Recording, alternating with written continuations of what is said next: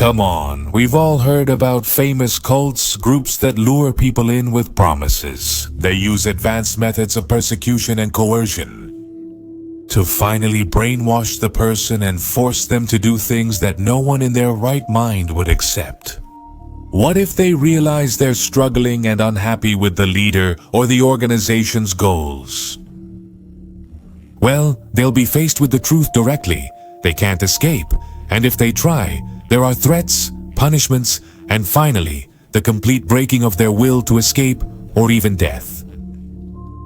But what makes them so attractive that thousands of these cults have more or less success? But do all of them still get loyal members, willing to give up their tastes, possessions, morals, and lifestyle? The answer to this is simple. They offer exactly what you're looking for, what you need so much in a moment of weakness. Stay with me, and I'll tell you exclusively that there's a cult currently operating, so seductive and dangerous that the authorities refuse to reveal its existence to the public. Yes, you will learn everything about the Bathory Deer, an organization that operates in the shadows all over the world, where men and women are lured in by the promise of a magical solution to their self-esteem problems. A cult built around the veneration of the famous Bloody Countess, Erzsébet Bathory, the one who was locked up until her death in the 17th century, for murdering 650 women and girls to use their blood as an ingredient for the fountain of justice. And don't even think about missing the ending, because you'll find out how they'll try to recruit you as a new member. Where will they search for you? What brainwashing methods will they use? And of course, what can I do so they don't do anything to me? And don't even think about missing the ending, because you'll find out how they'll try to recruit you as a new member, where they'll look for you, what techniques they'll use to brainwash you, and of course, how they choose their kid victims. I promise I won't let you down because I am El Documentalista. And this is the most dangerous cults in the world.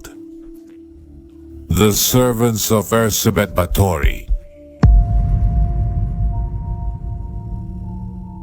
Before we continue, help the channel grow and reach more people. Give me a like, comment, share the video, and turn on notifications. Let's begin. Cults aren't minor topics. In just 1 minute, as an example, let's go over 3 of the most well-known ones and what they did. Pay attention, family. Manson, United States. Founder Charles Manson in the late 60s. History. Manson gathered marginalized youth and preached a mix of racial apocalypse, the end of the world, and twisted biblical theories. Along with the use of lysergic acid diethylamide to achieve absolute control over his members, what did they do? They committed multiple ritual murders, including actress Sharon Tate in 1969. Manson believed that this would start a racial war. Number 2. People's Temple, United States. Guyana. Founder Jim Jones started in 1955. History. It began as a progressive Christian movement with messages of racial equality. But over time, Jim Jones became paranoid and controlling, forcing his congregation to live isolated in Guyana. What did they do? In 1978 in Jonestown, Jones orchestrated the mass killing of more than 900 of his members, many forced to ingest poison. It was the largest case of collective self-inflicted death in contemporary history. Number the Branch Davidians, United States. Famous leader David Koresh. History. A radical group split from the Seventh-day Adventists, Koresh proclaimed himself the Messiah and exercised strict control over the members. They constantly expected an attack and heavily armed themselves on a large ranch in Waco, Texas. What did they do? In 1993, the FBI tried to arrest Koresh. They resisted with gunfire, and the authorities laid siege to them for 51 days. It all ended with a fire that killed 76 people, including children. After seeing these examples, you might wonder, why don't they arrest everyone? Do the leaders of these cults judge and rescue their members? Well, precisely because at first they all start their activities with something innocent, legal, and deeply human. You will never find a sign that says, "Welcome to the cult of the crazy leader." Nothing like that. You might be invited to a gathering of friends who have decided to live together in harmony with nature. You might get romantically involved with a beautiful woman who goes to the new church that has opened in your neighborhood. You might get a job at a coffee shop where the boss is charismatic and his employees adore him. Or you might be invited to a meeting to heal past anxieties, maybe even to a yoga class, or to study the Bible as a form of healing. That's how it is. Religion, work, recreation, friendship, romantic relationships, every human activity serves as an innocent entryway. And so one day you meet them, and soon after, you find yourself completely at the mercy of the leader's whims. You stop seeing your friends, then your family, you work only for them, and you end up rejecting anyone from the outside world. Because you believe your sect is the chosen one and outsiders are the threat of evil. You'll deny your wife to marry another chosen by the leader and never speak to your children again. Does it seem impossible to you? Ask yourself what your desire is, what troubles you, what your needs are. Why do you feel bad? Well, they have the solution, a magical and fabulous one to your problems. Listen. We will call our informant Juan Gómez to preserve his true identity. His story is in a secret Interpol file, and it's incredible because Juan seemed to have it all, but he couldn't be happy. In fact, he was going through a deep personal crisis. He was 44 years old when he was caught, but let's let him tell the story. That's how he wrote about what he experienced inside the most dangerous cult in the world, the Servants of Baturi. My name is Juan Gómez, and I married my schoolmate at a very young age. We had both been chosen as the king and queen of our school. Mariana and I used to walk around holding hands, and everyone wanted to be like us. She studied medicine, I went into business, and with my father we made more money than we had ever dreamed of. We had 2 children, a big house, cars, trips, and Christmases full of gifts. But I no longer felt like myself. Passion and sensuality were gone from my life. Even if it doesn't sound great, I had always been handsome. At least until I was 30. Then I gained weight, started wearing glasses, and stopped seeing myself as an attractive man. I looked in the mirror and felt like a caricature of myself. I had money and love, but I needed to be the same as before, and none of that was happening. I took refuge in work and achieved important accomplishments.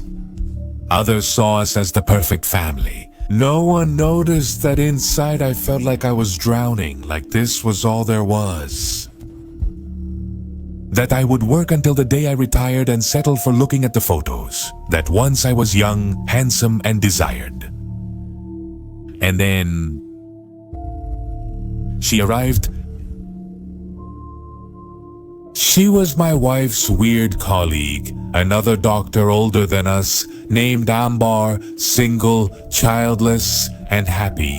She had a beautiful body and an energy that overwhelmed us. She saw me, realized it, and simply invited me to her gym. She told me to try the system she used. Could I have suspected anything? Never.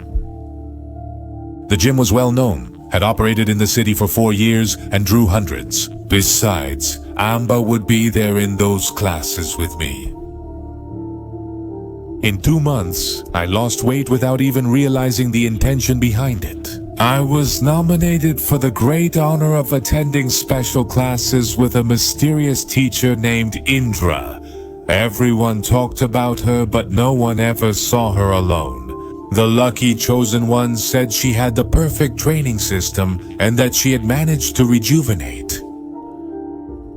But entry wasn't for everyone. We had to prove our commitment. By accepting a special diet, I started buying my food in portions prepared by them under the guise of healthy nutrition. I was happier, I looked good in the mirror, and Amber got closer to me the more time I spent at the gym. It's not that she asked me not to go home, she just laughed at my jokes, rested her hand on my shoulder, and made charming comments about my appearance. I never realized that she was a lure in that terrible cult. I never saw it coming. Simply, Amber was what I needed to feel good, then without noticing it. They moved me to phase 2 where Indra was in charge of separating me from everything I loved. And I, smiling, walked in like a damn lamb to the slaughter. Amber introduced me to Indra and bowed to her. When I saw her, I couldn't believe it. She was short and muscular, a woman with smooth skin and light eyes. The group was made up of only 4 students, and I was the newest one. She made brief comments praising my physical progress. In every class, we reviewed a rule that had to be followed. Nothing alarming. Show respect, receive teachings as gifts, and appreciate our bodies. All of that translated into a simple mantra that we repeated during training. When I was exhausted at the end of class, she would come over to me. Amber. Who was it, Amber? I had already completely forgotten about her. Indra now had all my attention. She was simply extraordinary at what she did. In a short time, I no longer needed glasses. My eyesight had improved. Of course not, but Indra said we had to appear strong in front of others, to see who was poisoning me with their energies. Does it sound stupid? And today I know that the food I was eating, the one they gave me more of. The excessive training was making me look unhealthy, too skinny and aged, but at the gym, they made me feel like a god. I couldn't be anywhere else with my family. I felt suffocated, belittled, and I just started to think that the worries of my wife, children, and friends were just poison. Then Indra felt that I was ready for my ascension. We had a private class where the physical contact during the exercises was pure ecstasy. He kept telling me all the time that I was chosen, and in the end, after hugging in silence for half an hour as part of a meditation, for the first time he told me about the great leader. I remember he told me something like that. If you pass the test, you and I will go on a trip together for 4 days to prepare ourselves. You need to be elevated before seeing her, and I feel like they're drowning you in poison. The test is going to come up. They're going to ask you to stop coming to these classes. They'll give you an important excuse. If you turn your back on us, you won't be able to come back. It happened a few days later, but it wasn't important. My wife was traveling to a conference and asked me to skip classes to take my kids to their activities. During the 3 days she would be away. A common aspect of marriage. But I, with my brain washed, I took it as a personal attack. A huge scandal broke out. The result? He asked me not to set foot in that gym again. He even told me it was bad for me. I was neglecting my family, the business, and her. The clearest sign was when she yelled at me. Don't you realize you don't look well, that you're too thin and you don't laugh anymore? I left, slamming the door, called Indra, and she came to pick me up at the hotel where I stayed that night. We left immediately and I was happy. I felt liberated, detoxified from the poison and from those who hated my progress. Yes, I know it sounds stupid, but once again I walked into that huge house smiling like an idiot, where 20 women and 5 men lived together as a community. Indra's room had a double bed and they put me up there. What was about to be born? 4 days turned into a whole month. The last week I didn't even communicate with my family. Every time I talked to them I felt down. It's the poison, I thought, and I couldn't be in that state, right? Not if I wanted to be able to see the great leader. Every morning we started the day with a prayer to her. We didn't pray to God, but to that stranger whom few were allowed to see. Some had been there for a year and still hadn't reached the state of grace required to see her. The prayer said, "You who turn ugliness into beauty and poison into eternal life and youth. Accept my commitment and receive me in your bed." We repeated it 30 times. The exercises were already more like yoga, but always facing each other, with our bodies touching for hours. Indra was my partner, and when she wasn't there because she was attending her classes at the gym, 2 beautiful women took her place, taking turns so I'd never miss encouragement or a loving gesture. Not for a second did I stop feeling special. And then they revealed it to me. I was ready, fasting in isolation for 2 days, and they would take me before her. Alone? Of course not. They never left me alone. Indra and the other 2 locked themselves in the upstairs room with me, ready for the exercise and above all, transcendental meditation. That's what they called what we did. I don't have any photos from that time, but now I know I felt like the most handsome man in the world. I was surrounded by nymphs who saw me as I truly was. However, in reality, I was physically unwell, weak, and mentally ruined. And my wife was far away, 100 times more beautiful than those 3 who had driven me crazy.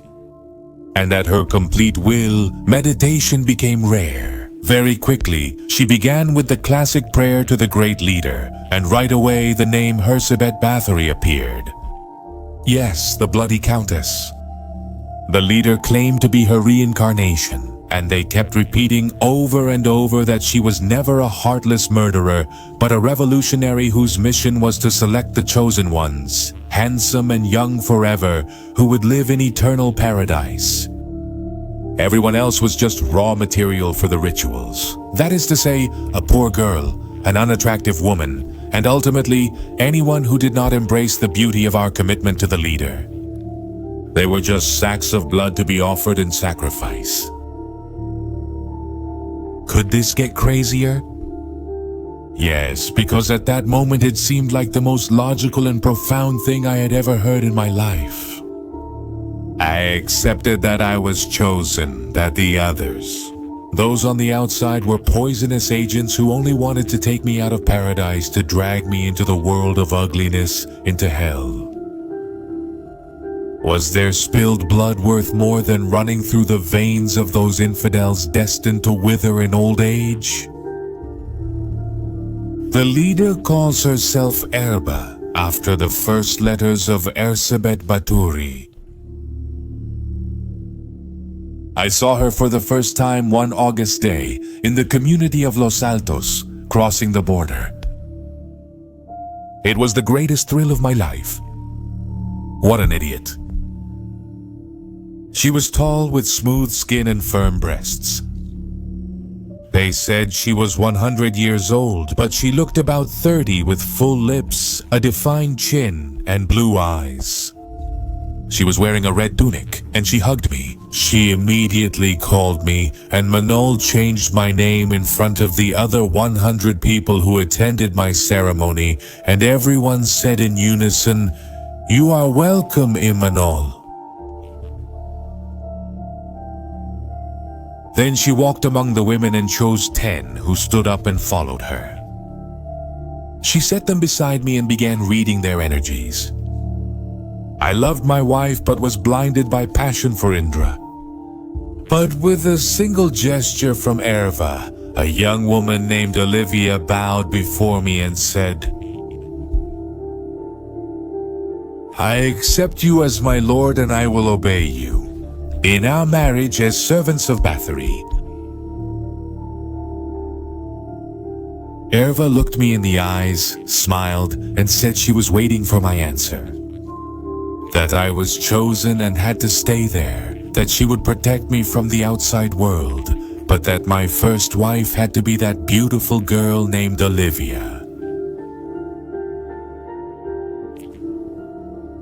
I looked around and I swear I saw 100 people who looked like gods from heaven.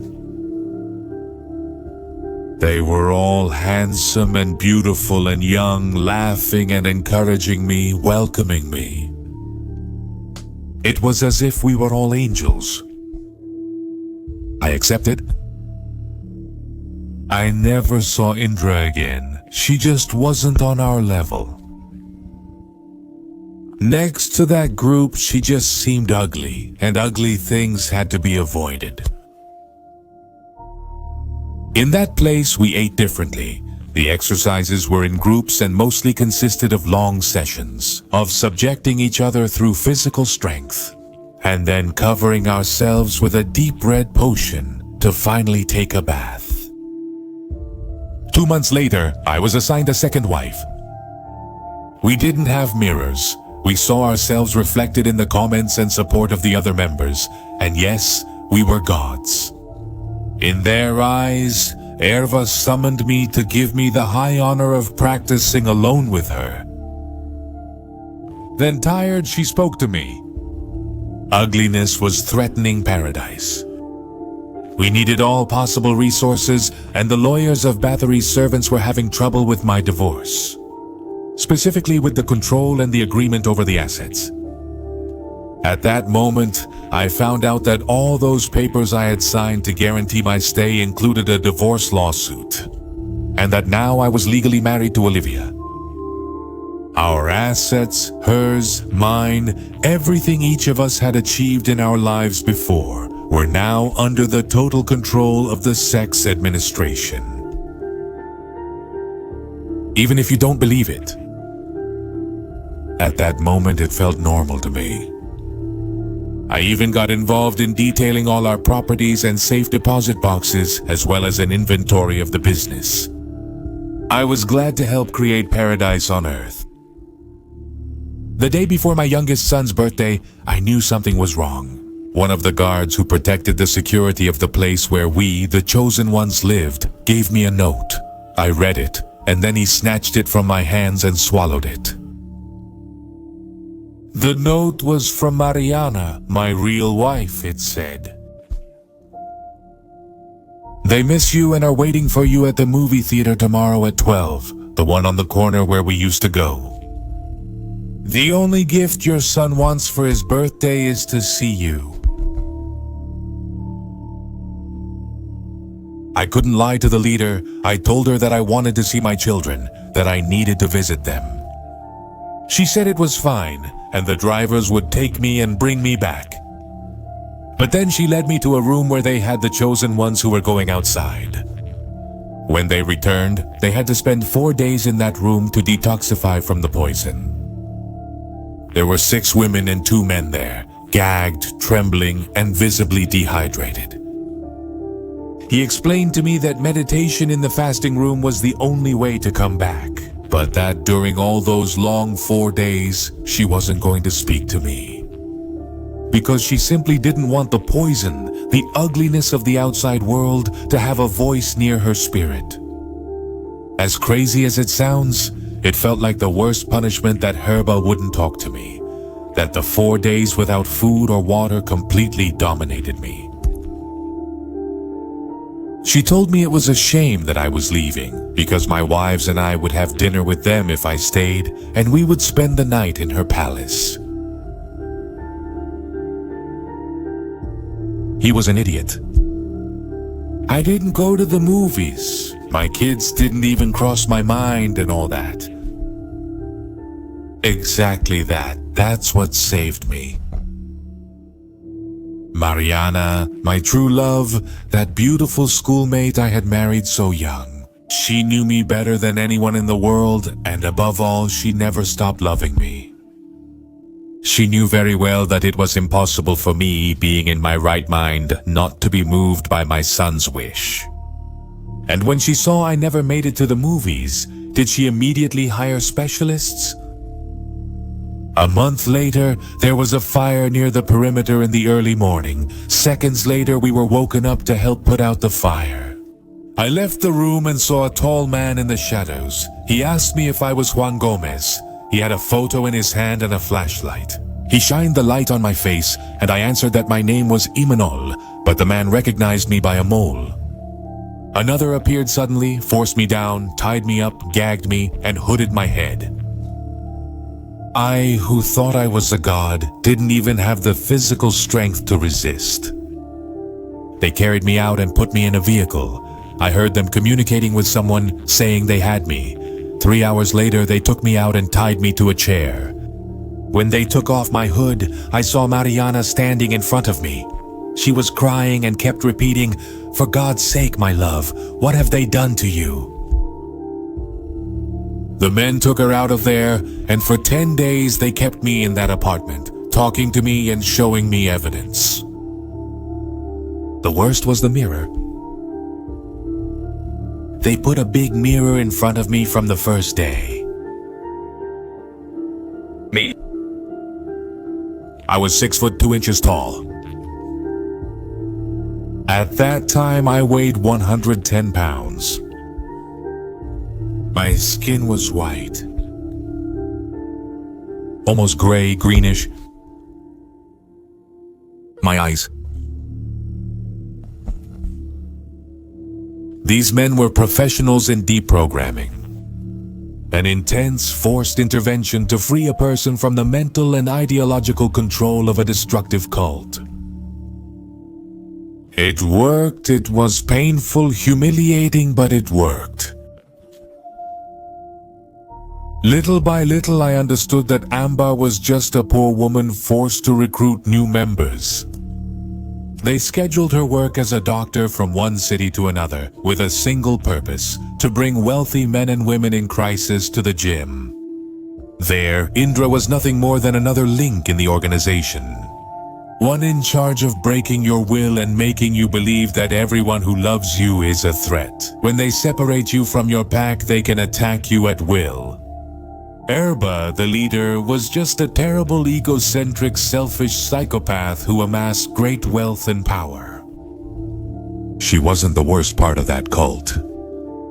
Later, I found out that several people, whose minds had been completely broken by her techniques, had become totally alienated and separated from Erba, forming a radical wing of Bathory's servants. One where they reenacted the Countess's sacrifices and bloodbaths. Yes, they kidnap poor girls and murder them in her honor, asking for the gift of beauty and youth. Today I live in another country. We had to escape the constant siege of the cult and their lawyers, who claimed me as if I were property. They even tried to take me by force, on one occasion. I'm living again with my children and Mariana. We don't have money anymore, but we work and get enough. Youth, it leaves us little by little, just like everyone else. But do you know what I see? When I look at myself in the mirror, I see a family man, I see a free man. And you can't imagine how happy I feel. I can't teach too much because I've been a victim. I can only share my testimony and warn you. It doesn't matter if it's a CrossFit class or a Bible study group. Are you wary of charismatic leaders of life advice? And what if you start seeing your friends and family as a threat if they try to pull you away from your pack? If you're already in, leave immediately or seek professional help to get out. I am El Documentalista. And that was it. The most dangerous cults in the world,